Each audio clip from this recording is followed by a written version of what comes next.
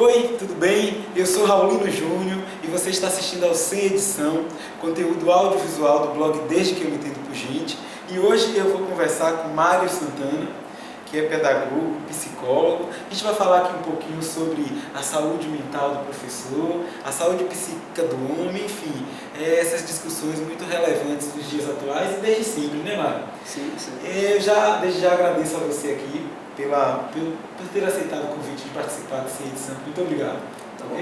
Ok. Eu que agradeço também, né, estar aqui para a gente conversar um pouquinho.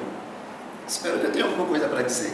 Sempre tem, sempre tem. Mas antes da gente entrar nessa seara aí da discussão da saúde, né, enfim, mental, tanto de professor quanto da humanidade de uma forma geral, eu queria que você falasse um pouquinho, Mário, sobre os seus caminhos até chegar aqui, até este atual momento de sua vida, né, que você agora está atendendo, enfim, né, agora já tem um tempinho atendendo, é pedagogo também, então quais foram os caminhos percorridos até Mário chegar aqui?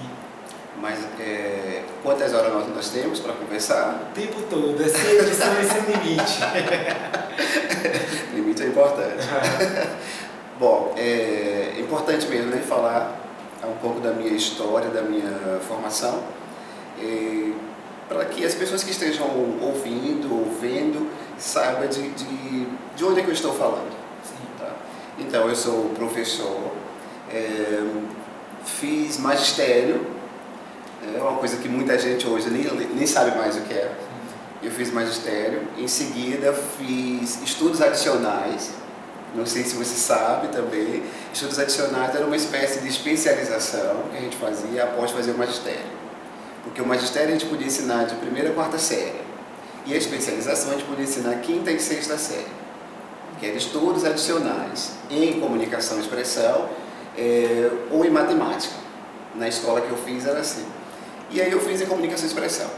Aí tá, fui trabalhar com quinta e sexta série.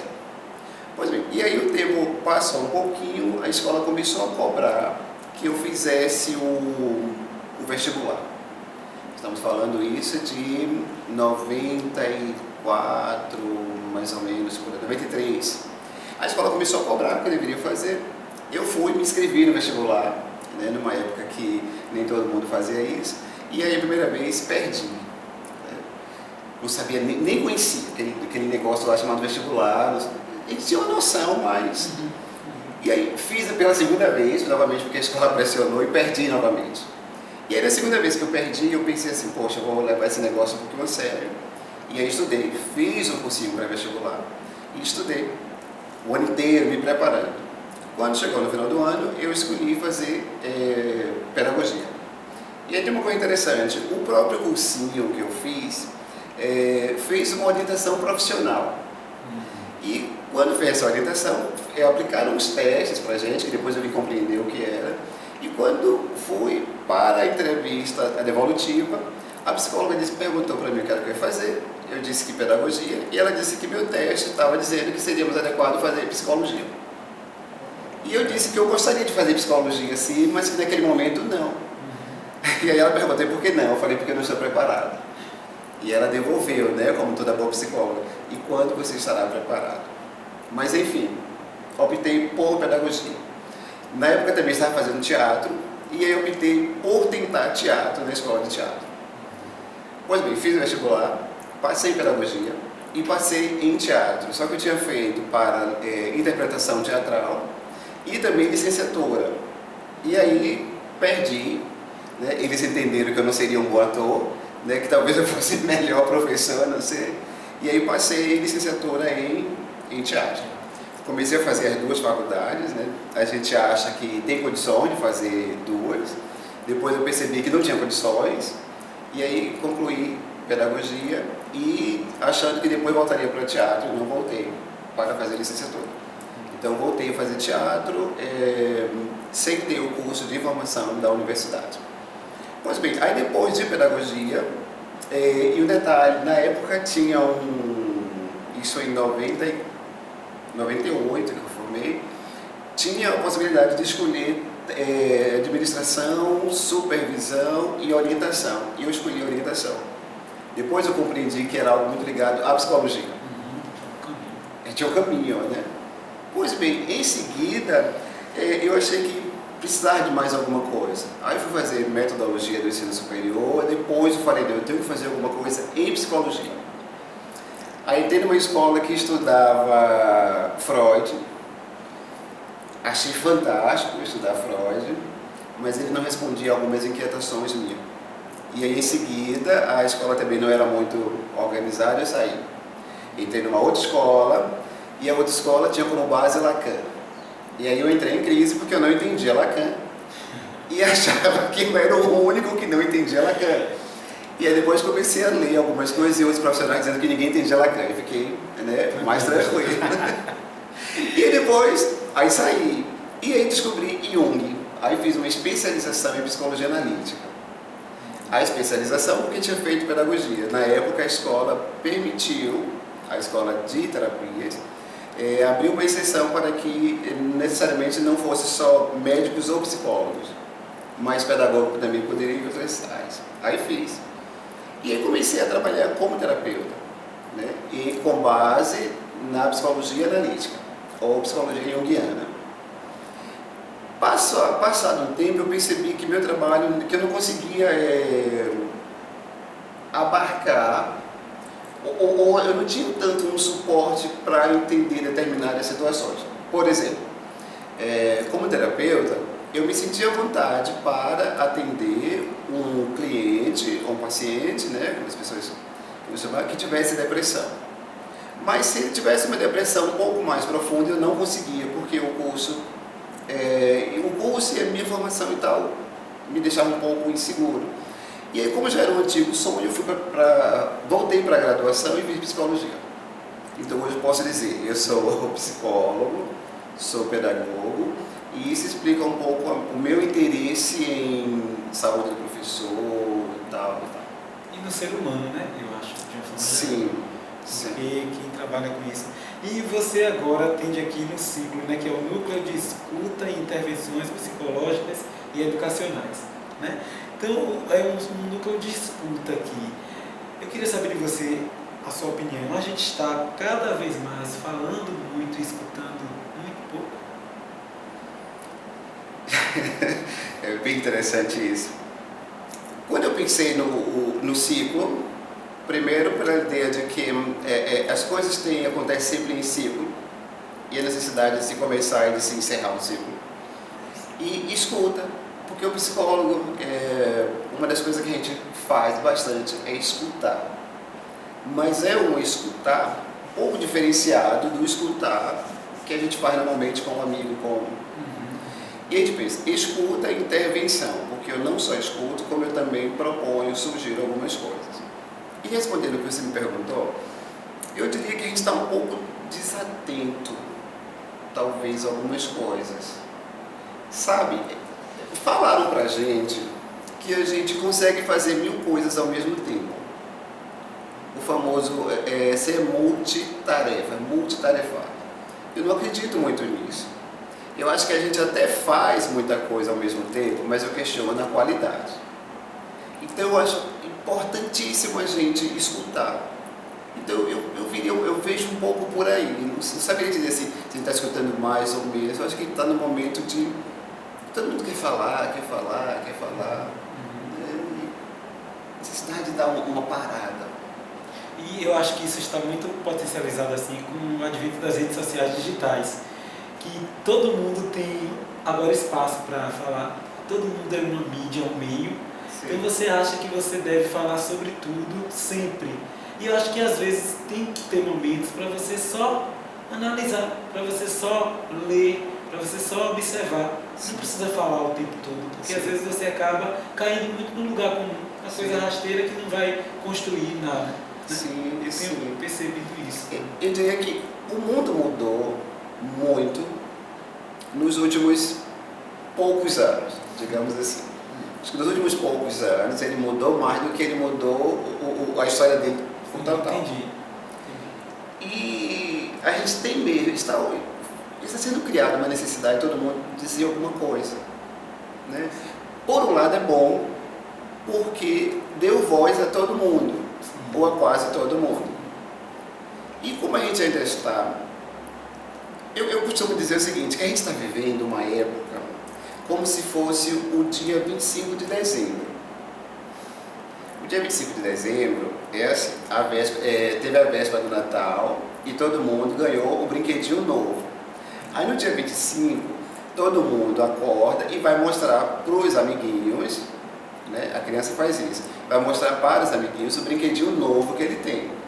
E aí no dia 25 é aquela empolgação com o brinquedinho novo. No dia 26, 27, 28, a coisa vai mudando um pouco. Então eu acho que a gente ainda está no dia 25. A gente ainda está muito empolgado com tudo isso. Mas eu também percebo que a gente já está começando a repensar. Sabe? Eu falava muito pelas redes, agora não preciso mais. Eu estou começando a parar um pouco. É importante isso. E como é que está a saúde psíquica do ser humano agora no século XXI, na sua visão? Assim? Esse ser humano que está cheio de informação e que está querendo falar por tudo quanto é lado. Como é que está essa saúde psíquica desse ser humano? Gente, e eu que pensei que seria uma conversa tranquila, você vai perguntar tão profunda. Como é que está a saúde? Eu continuo dizendo que a gente está passando por um momento interessante. Tá? Eu sou um eterno otimista. Eu acho que a gente está melhor em muitos aspectos. E quando a gente pergunta como é que está a saúde, a gente tem algumas coisas que estão em evidência. A gente tem uma quantidade enorme, né, de pessoas com depressão, de pessoas com ansiedade e com outras questões. E também está numa época que eu acho bem interessante, que tem uma certa glamourização de algumas doenças.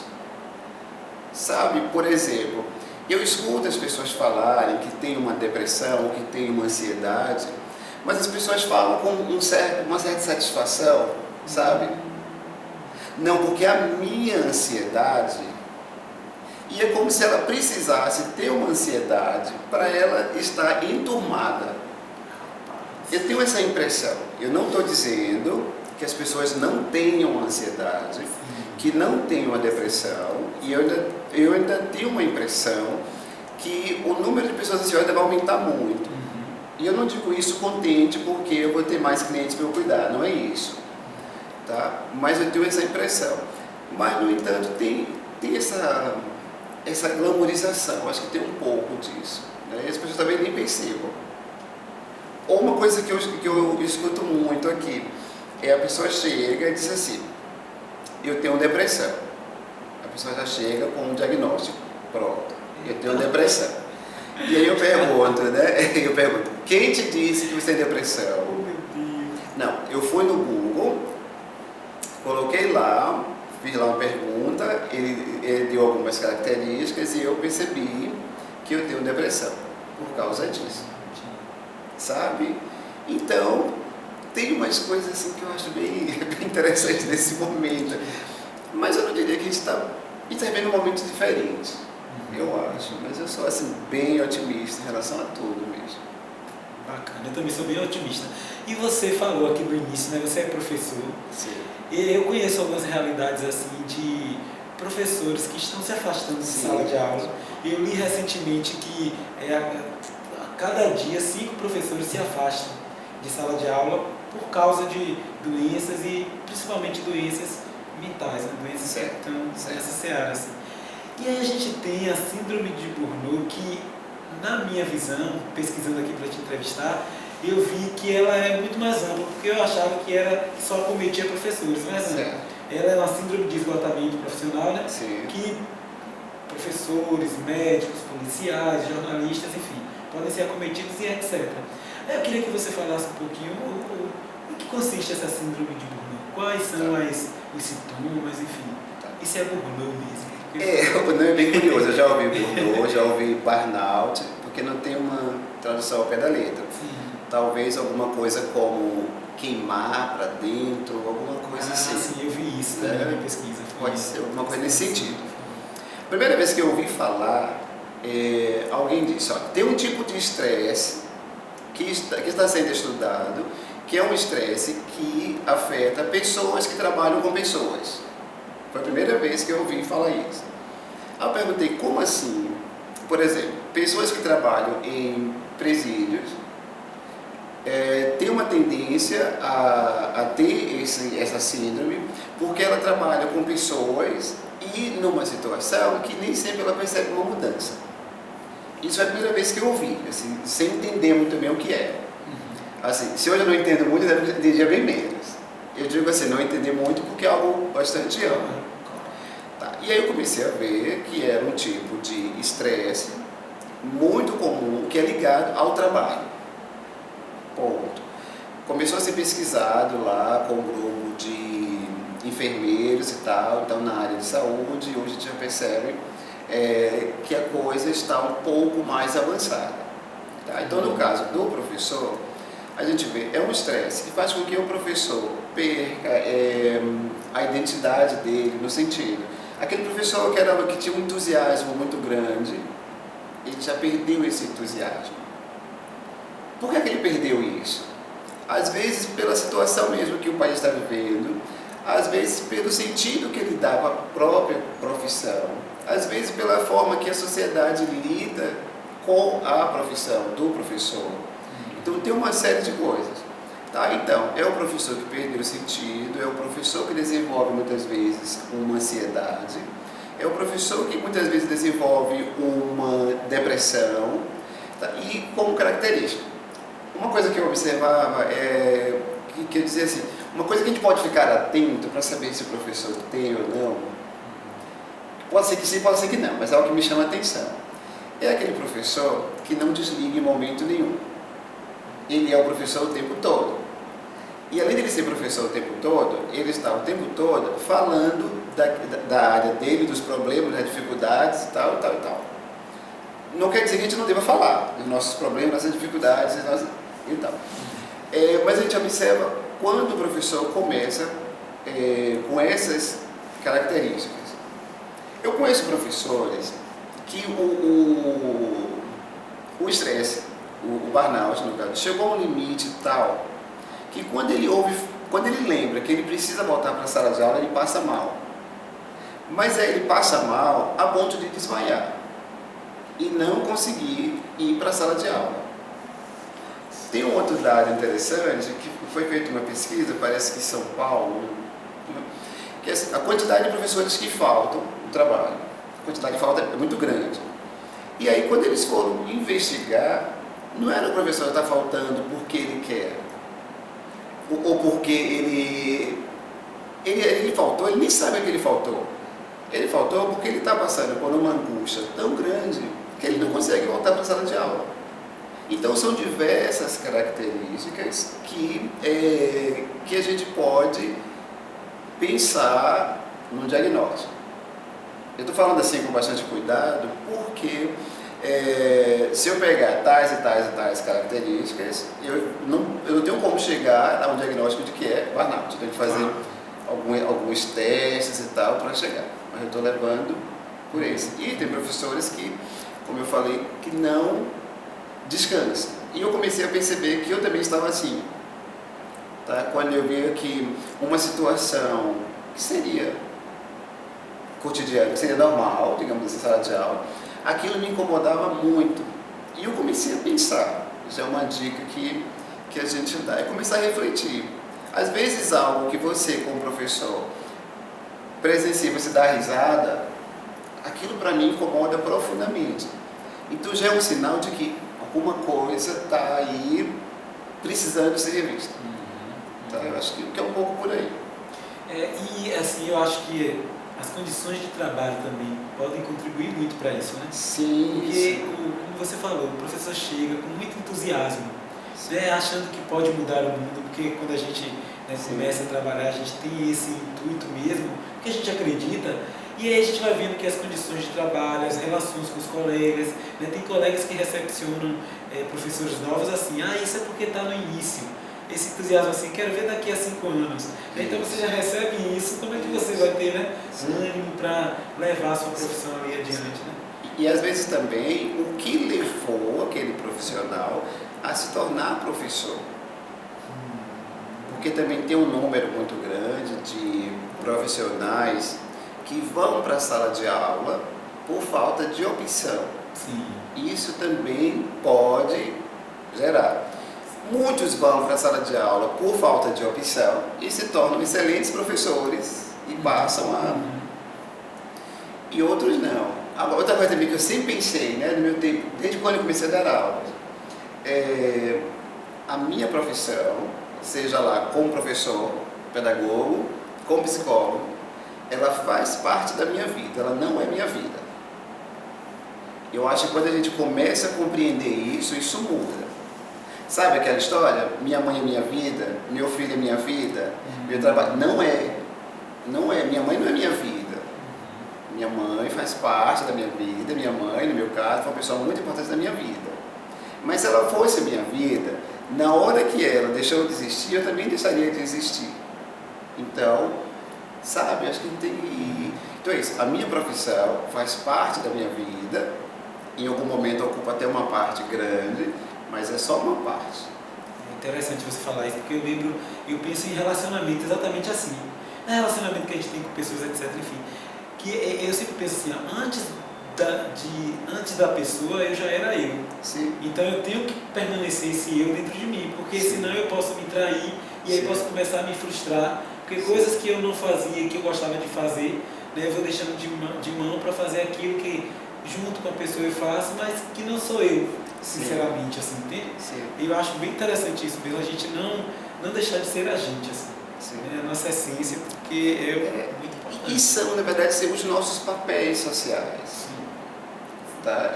Agora, estamos aqui conversando, você está desempenhando um papel. Não no sentido de que ele é falso, não, mas é um papel. Sim. Quando terminar aqui, você vai desenvolver um outro papel. Claro. Você vai atuar no outro papel. Daqui a pouco, um outro e um outro. Agora, se a gente não compreende isso, e eu passo a ser o tempo todo psicólogo, eu não vou suportar, e as pessoas que convivem comigo também não. Se eu for professor o tempo todo, se eu for, sei lá. Então, acho que isso ajuda muito. Com certeza. Só para deixar registrado aqui, Mário, a Síndrome de Burnout foi recentemente oficializada pela Organização Mundial da Saúde como síndrome crônica, né? Sim. Tem umas coisas que é o seguinte, porque você tem alguns documentos, tá, digamos assim, que é a CID-10, que é DCM e tal. Tá? São alguns documentos que é como se fosse assim, é o carimbo para algumas coisas, tá certo? Então, por exemplo, a CID-10, que nem todo psicólogo utiliza, tá? Eu utilizo em alguns momentos, então ela já cita a síndrome de burnout, mas ela vai sinalizar como um transtorno ligado ao trabalho e tal, tá? Então isso já é registrado. Então, para quem gosta da questão lá documentada lá, então a gente sabe que a coisa digamos assim, é tão séria que está lá, tá? Para algumas pessoas. Então está lá sim registrado. Agora essa coisa de como uma doença crônica, uma síndrome, é porque assim, ali que a gente trabalha, que eu trabalho, a gente tem tanta preocupação com essas palavras, do tipo doença, cura, tá? Ou assim, algo crônico, mas o que seria algo crônico? Tá? Então a gente tem uma série de cuidados. Né? Mas assim, mas a coisa é oficial, né? Para quem gosta dos termos, é oficial mesmo. Entendi. Ótimo. E você atende desde 2007, né? Sim, certo. Exatamente, 12 anos. Né? Sim. Agora a gente está em 2019. Eu não sei se você pode falar isso, se não puder, enfim, não tem problema, mas quais são as queixas, assim, o que as pessoas buscam quando elas chegam aqui, né, para conversar com você, de forma geral, né? Claro que a gente não vai particularizar, mas o que as pessoas buscam quando vêm procurar um psicólogo? Assim, eu comecei, né, como você falou, lá atrás, quando eu era como terapeuta, depois, quando eu entrei na escola para fazer psicologia, eu parei um pouco e retomei depois. Então, vai depender muito do local que você esteja. Tá? Eu atendi num local que era muito comum que as pessoas me procurassem, ou nos procurassem, porque tinham outros, apenas porque elas queriam ser ouvidas. não tinha algo assim que predominasse. Mas às vezes a pessoa chegava, falava, e aí às vezes não voltava mais. Tá? E quando saía, ela dizia, que bom que alguém me ouviu. Tá? Então, é que você falou da escuta. Né? Talvez as pessoas estejam procurando isso. Então, eu não consigo te dizer, eu quero que tinha mais. Agora a gente teve casos. Pessoas que queriam ser ouvidas, tá?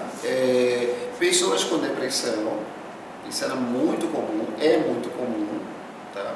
Pessoas com ansiedade. Agora tem uma coisa interessante também na psicologia, que é o seguinte, a gente começa a ficar falado.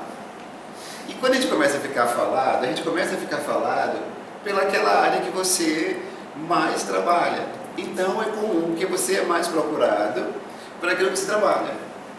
Entende? Tem gente que vem porque quer um psicólogo, mas tem gente que vem assim, não, eu quero, estou precisando de um psicólogo e pensei em você porque você também é pedagogo, porque você também entende de educação. Então, eu não saberia dizer o que mais pessoas procuram, mas no meu caso tem isso, e isso me chama de atenção. O que mais procura é que as pessoas querem ser escutadas. Tá? Eu quero ser escutado, quero... Incrível isso. Mas, não, porque você pensar, né, que uma pessoa que a dependência é só ser ouvida, assim, ela só quer que alguém ouça aquilo que ela tem a dizer. Então isso pressupõe que dentro do ambiente, né, familiar, ali, a coisa mais íntima, ela não tem uma pessoa com que ela possa se abrir e falar de fato, né, o que está acontecendo. Tinha uma propaganda, não lembro de quando essa propaganda, já tem um tempo. E eram várias propagandas, sempre no mesmo formato. Então geralmente eram duas pessoas, às vezes um pai, uma criança, às vezes um namorado e a namorada e tal. E a propaganda era assim, e se eu fizer isso? Aí a pessoa respondia, eu estaria aqui para isso. E se eu ficar triste? Eu vou fazer você ficar contente. Aí era assim, o famoso ping-pong. E aí, quando terminava, o slogan de propaganda era assim, o importante é ter com quem contar. Isso eu acho muito bacana, assim, é você ter alguém que possa te escutar. Massa. E contar aí nos dois sentidos, né? Sim. Com quem contar, né? Sim, muito sim. legal. Né? A publicidade tem essas coisas muito bacanas. Exato. Mário, eu queria que você falasse um pouco para mim, porque eu sinto muita dificuldade em diferenciar alguns profissionais. Assim, o que é que eles fazem, por exemplo, psicólogo, psicanalista, psiquiatra, terapeuta. Qual a diferença desses profissionais? Assim? É uma dúvida interessante. Essa semana a gente fez aqui um bate-papo discutindo isso. Vamos pensar assim. Primeiro que as pessoas acham que psicólogo, psiquiatra é médico de maluco. Né? Ainda tem isso. Então, uma preocupação que eu tenho, e acredito que o grupo que trabalha comigo também tem, é levar a psicologia para as pessoas no sentido. É deixar a psicologia acessível. O que quer dizer? Fazer com que as pessoas compreendam o que é esse negócio chamado psicologia. Tá? Então, essa preocupação. E aí, quando eles vêm com essa dúvida, por exemplo, o psiquiatra é o médico que fez uma especialização e se tornou psiquiatra. Portanto, é o único que pode medicar. Porque eu também escutava muito isso.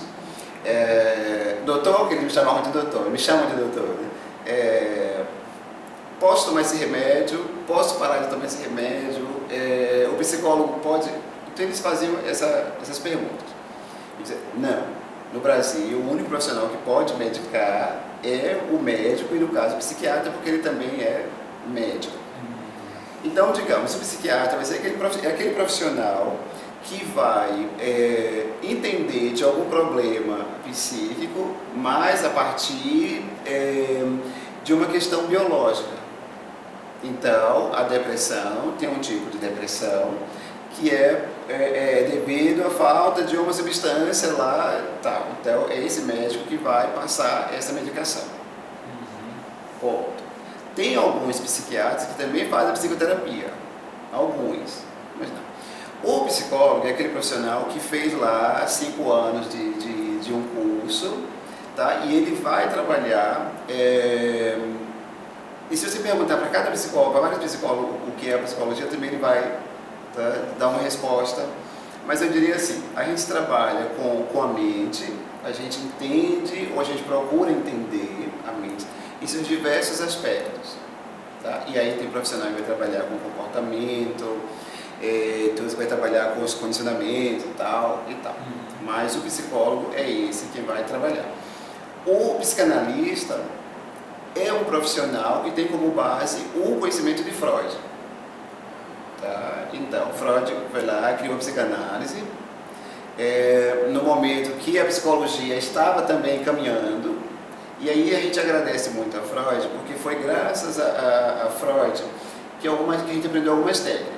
Por exemplo, a psicologia, em termos de pensar o ser humano, isso é coisa lá muito antiga, lá dos filósofos e tal.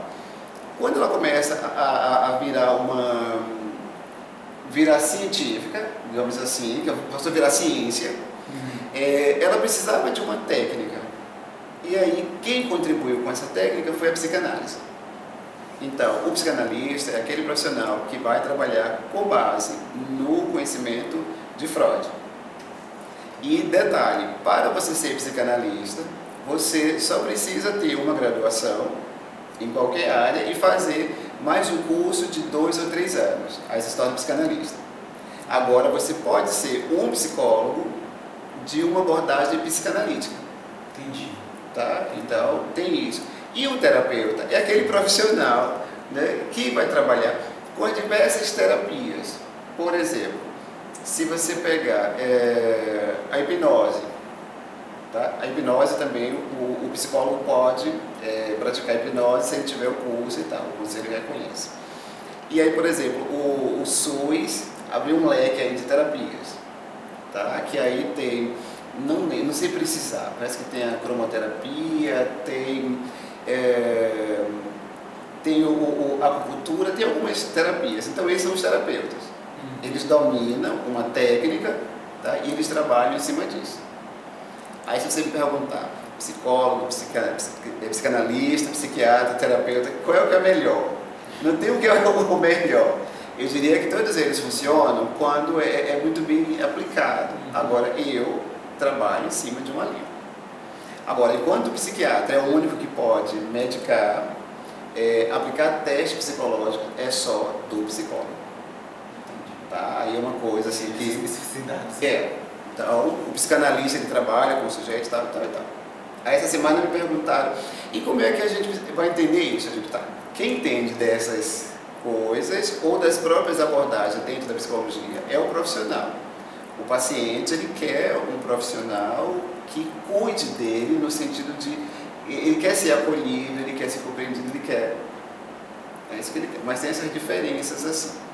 Aí você vai ver, para determinado transtorno, aí às vezes indica um profissional, indica outro, mas tem essas. E cada um desses é cuidado por um conselho, pela Sociedade de Psicanálise, pelo Conselho de Medicina, acho que é isso, e por aí vai. Tá, interessante. Muito obrigado aí pelos esclarecimentos. E tem uma última pergunta aqui, que você já até adiantou aí que vocês são muito cuidadosos com as palavras, mas eu vou cair nesse erro mesmo de utilizar essa palavra. Enfim, como curar o mundo, psicologicamente falando, assim, esse mundo que está muito louco, se a gente for pensar na realidade brasileira, cheia de polarizações, a gente tem pessoas que estão deixando de falar com outros porque não teve uma foto curtida no Instagram. Enfim, como curar esse mundo, psicologicamente falando? Bom, eu não sei o que é curar.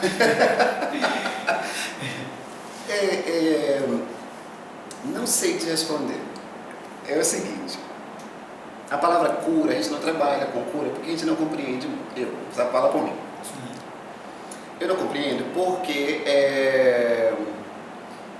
você tem uma gripe, você toma um remédio, você fica bom dessa gripe. Será que você está curado dessa gripe? E depois você pode voltar. Então não sei se está curado. A pessoa tem lá um câncer, faz um tratamento e melhora e possa ser que nunca mais ela vai desenvolver aquilo. Possa ser que ela desenvolva, que o mesmo retorne ou que apareça um outro. Então o que é cura nesse sentido? Agora, quando você pergunta como resolver tudo isso, eu também não sei como resolver o que está passando. Eu posso dizer que algumas coisas eu procuro fazer,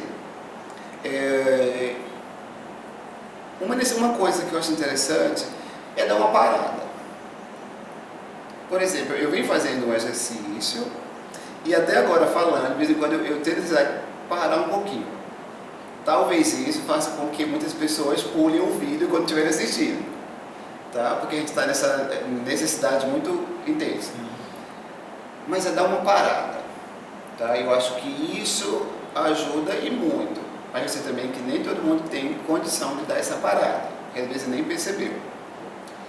E uma coisa também que me deixa tranquilo ou menos preocupado, é como eu estou falando, é que eu vejo que isso é um ciclo que a gente está vivendo. Eu percebo que já tem algumas coisas que já estão apontando. Por exemplo, já tem hotéis que quando vão hospedar, já dizem assim, ó, aqui não vai ter celular. A gente não pode usar celular aqui. Então, eu percebo que as pessoas estão começando a pensar. Eu vi essa semana aí no programa de televisão, falando dos pais que usam muito celular e os filhos reclamando. Ah, sim. Tá. E aí uma criança disse assim, que na casa dela tem a hora do offline, parece que é isso. Então naquele momento ali, ninguém faz isso. Ponto. Então acho que isso está ajudando a gente a compreender algumas coisas. Mas acho que ainda tem um longo caminho pela frente. Mas a gente está tendo algumas coisas, alguns movimentos. A gente aqui faz um pouco esse movimento. A gente tem um espaço aqui onde a gente proporciona isso. A gente para um pouco, a gente conversa um pouco, a gente vai sair um pouco para não fazer nada. Eu trabalhei numa escola como coordenador e a gente fazia o seguinte, tinha professores que passavam o dia inteiro na escola, aí meio-dia a gente ia almoçar, aí o cara que a gente fazia na hora do almoço, proibido falar de escola. Então, lá uma hora a gente falava, porque tinha necessidade mesmo de falar alguma coisa. Mas a gente falava e voltava, não, a gente vai almoçar, porque agora é a hora de almoçar, é a hora de almoçar. São estratégias, né, criadas para... Sim, para a gente ir e se compreendendo. Sabe, quantas vezes quando você estava almoçando, você parou para pensar naquele momento que você está almoçando?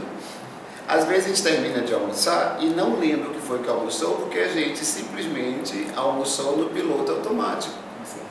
E aí eu me pergunto, e essa pressa para quê? Sabe? E não, eu não posso perder tempo. Será que você está perdendo tempo? Não sei.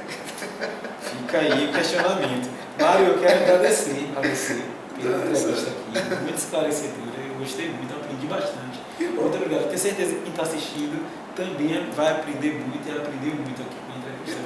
Muito obrigado. Eu que agradeço e espero que eu tenha esclarecido. Pelo menos eu tentei esclarecer. Com certeza. E você que está assistindo, muito obrigado. Até uma próxima entrevista sem edição.